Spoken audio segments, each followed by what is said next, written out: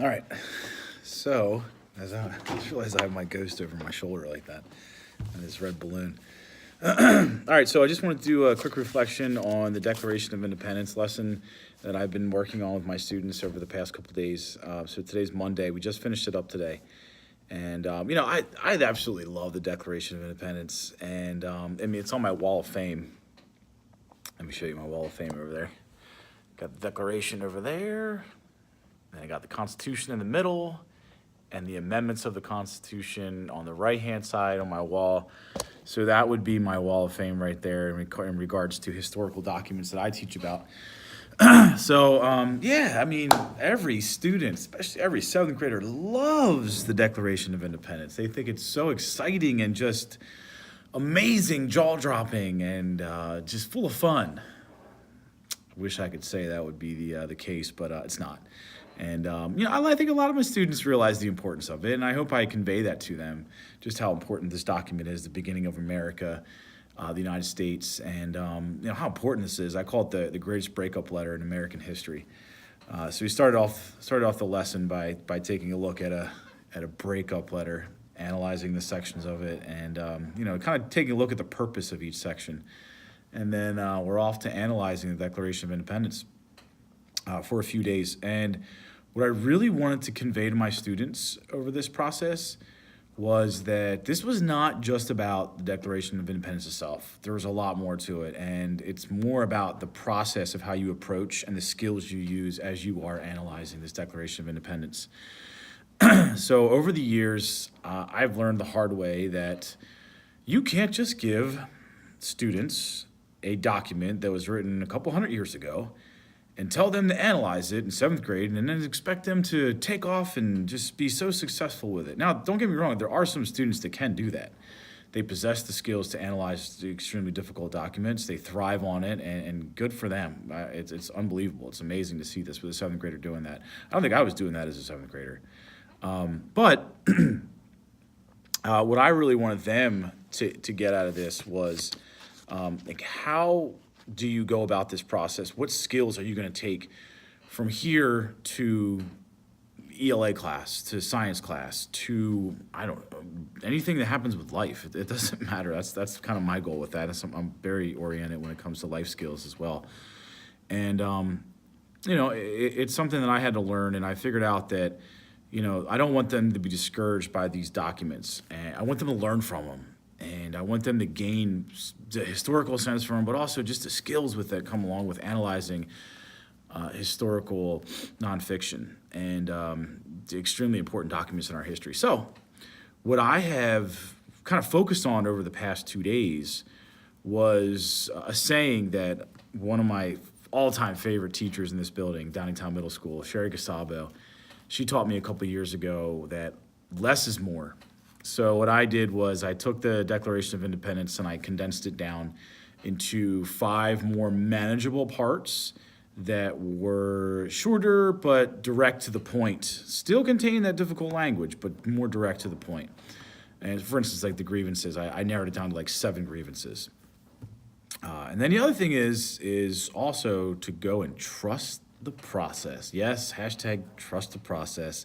No, I'm not talking about the Philadelphia 76ers, which I love. I'm a big basketball fan, but I'm talking about the process of analyzing primary sources. And secondary as well. So this is what we're going to be focusing on over the next couple of days. I'm going to show you right now. It's on my board. Oh, there's our clown. I hate clowns. I don't know why.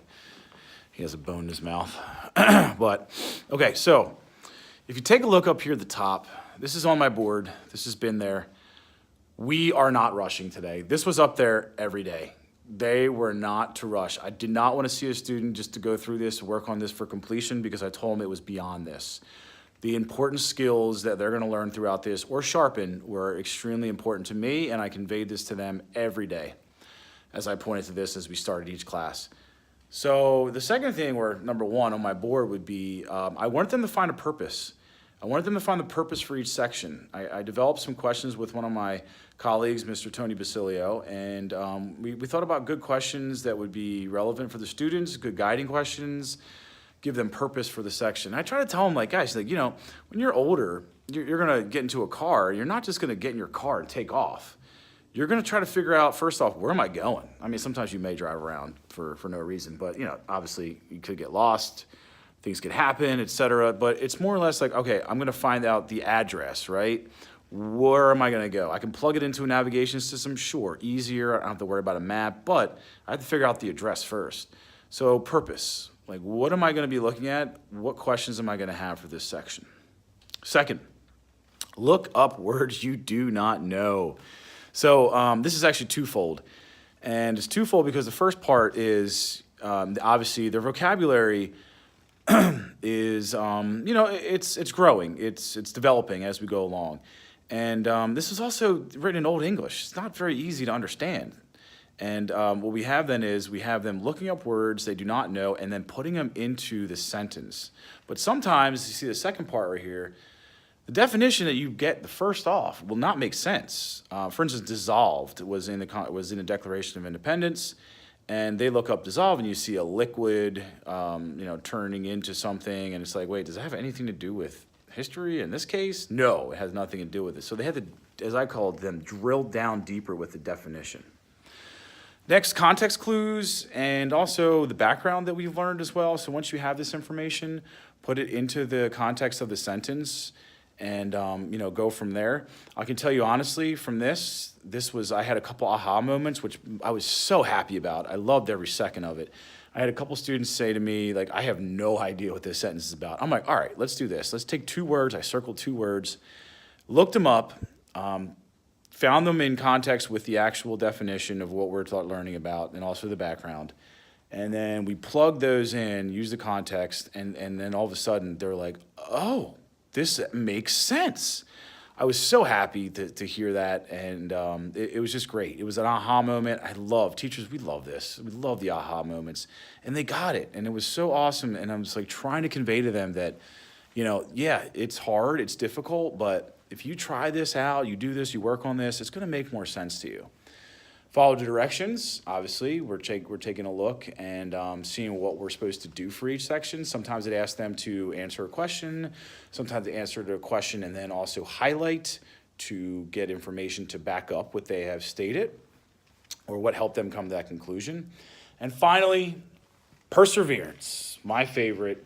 The idea that this is difficult, but I'm not going to give up. I'm not going to stop.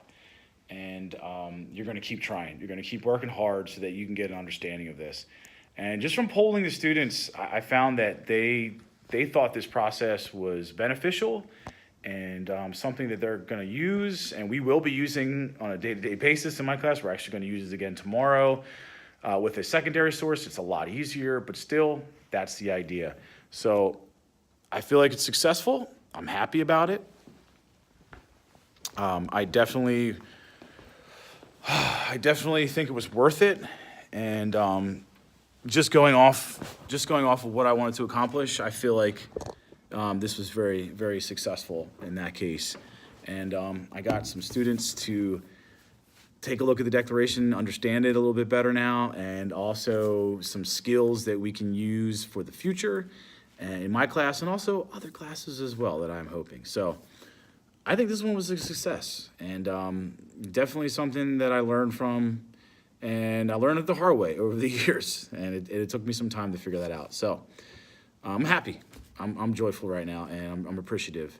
And the last thing, and if any of my students watch this as well, I've been saying this all day, praising them. I just want to say that I was so proud of them. They really put a smile on my face, and I told each class at the end that I was so happy with them and the process. I was so proud of them too, just to watch them doing this and going through the process and, sharpening these skills or even building these skills as well. So kudos to them, and very thankful for them as well. So maybe see you tomorrow.